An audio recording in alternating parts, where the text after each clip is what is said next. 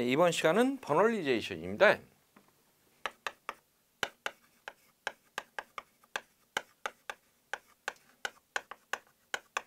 우리 표현으로 하면 춘화철이죠. 이 춘화철이라는 개념은 식물은 특정한 시기에 특정한 온도대를 거쳐야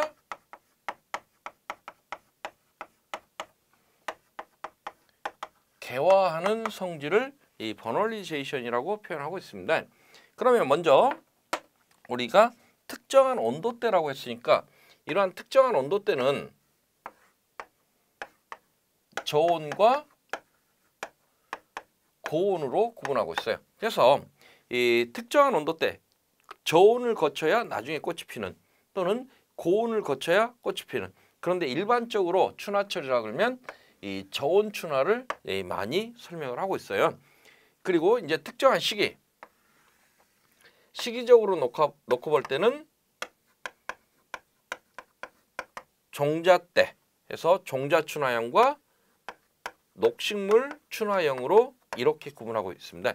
이 종자 춘화형 같은 경우에는 이 최하 종자 때 저온을 거쳐야 나중에 꽃이 피는, 그리고 녹식물 춘화형은 이 녹체기에, 다시 말해서 녹체기라면 싹이 나와서 이 종자에서 발화를 해서 얘가 어느 정도 자라면 이 엽록소가 생기고 녹색을 띠기 시작하죠.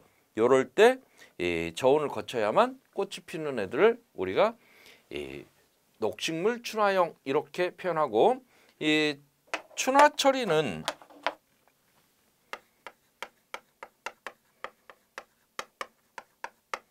감흥 부위는 생장점에서 이런 저온이나 고온을 감응해서 이 춘화 효과가 발생을 합니다. 그래서 지금 그 일장 효과에서는 이게 성숙한 잎인데 이 춘화철에서는 감흥 부위가 생장점이다. 그래서 최하 종자 때나 아니면 녹체기에는 이러한 이 성숙한 잎이 있을 수가 없다라고 그랬어요. 그래서 그렇게 떠올리시면 될 것 같습니다. 그러면 우리 교재 내용을 한번 보죠. 작물의 개화를 유도 촉진하기 위해서는 생육의 일정 시기, 주로 초기에 일정 기간 인위적인 온도 처리, 주로 저온 처리하는 것을 버널리제이션 또는 춘화철이라고 한다. 이 버널리제이션은 저온에 의해서 작물의 감온성을 경과시키는 것을 우리가 의미한다 했습니다. 구분을 봤더니 저온 춘화형, 원년생 장일식물은 비교적 저온인 0도에서 10도의 처리가 유효하다 해서 이것은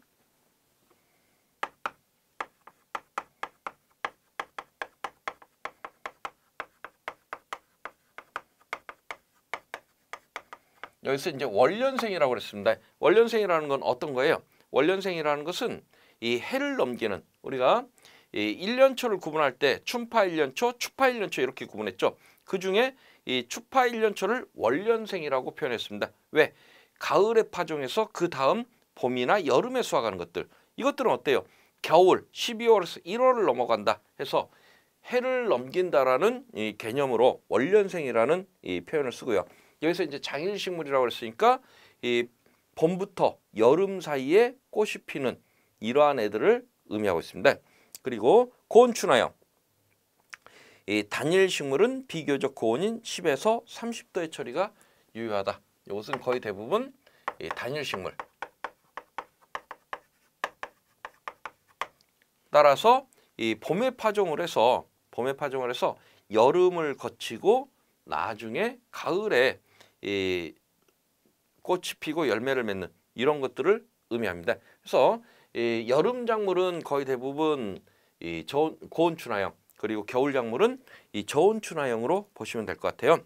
그리고 이제 이 종자 춘화형, 이 종자 시기에 저온에 감응하는 작물로 이 추파백류, 완두, 잠두, 무, 배추 같은 경우가 이 종자 춘화형에 속합니다.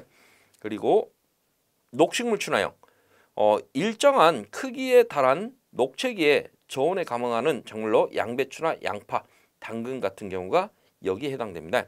그리고 이제 단일 춘화형이라는 개념이 있는데 이 단일 춘화형 본잎 1매 정도의 녹채기에 약 한 달 동안 단일 처리는 저온 처리에 대체적 효과가 나타난다. 다시 말해서 이 본잎이 한 장 정도 나왔을 때 이렇게 이 단일 처리를 한 달 동안 해놨더니 이 저온을 거치지 않고도 저온을 거친 것과 같은 효과가 나타나더라 하는 얘기입니다.